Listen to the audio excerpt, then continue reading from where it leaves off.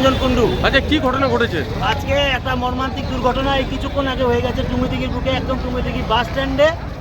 মোটামুটি আনুমানিক সাড়ে আটটা নাগাদ একটা বড় ধরনের একটা টেলার, লোডিং টেলার, যেটা খুব দ্রুত গতিতে আসে এবং ঠিক যেই যা চার মাথার মোড়টা সেই জায়গাটায় একদম ট্রাফিক সিগন্যাল ক্রস করে রীতিমতন গাড়িটা এখান থেকে এত স্পিডে যায় যে পাল্টি খেয়ে ডিভাইডার, যে রাস্তার মাঝখানে ডিভাইডার আছে সেই ডিভাইডারগুলোকে দু তিন টুকরো করে একদম ডিভাইডারগুলোকে ছন্ন বিচ্ছন্ন করে গাড়িটা পুরো পাল্টি খেতে খেতে গিয়ে পাশে বেশ কিছু রাস্তায় লোক দাঁড়িয়েছিল, সেই লোকগুলোকে নিয়ে একদম চলে গেছে এবং লোকগুলো বেশ কিছু লোক ওখানে তার নিচে চাপা পড়েছে এবং সেই সঙ্গে সঙ্গে অতি দ্রুততার সঙ্গে করণদিঘি থানা প্রশাসন এবং আশেপাশের সমস্ত লোকজন মিলে, স্থানীয় লোকজন মিলে ইতিমধ্যে উদ্ধার কার্য চলছে। ইতিমধ্যে আমরা দুখানা বডি ইতিমধ্যে আমরা এখান থেকে উদ্ধার করতে পেরেছি। পর্যন্ত এখনো পর্যন্ত রাস্তা যানজট প্রচণ্ড পরিমাণ লেগেছে এবং চারপাশে যে মানুষজন আপনারা দেখতে পাচ্ছেন এবং প্রশাসন এবং মানুষের সহযোগিতা নিয়ে এখনো পর্যন্ত উদ্ধার কাজ এখনো পর্যন্ত চলে যাচ্ছে। এখনো পর্যন্ত নাম জানা যায়নি।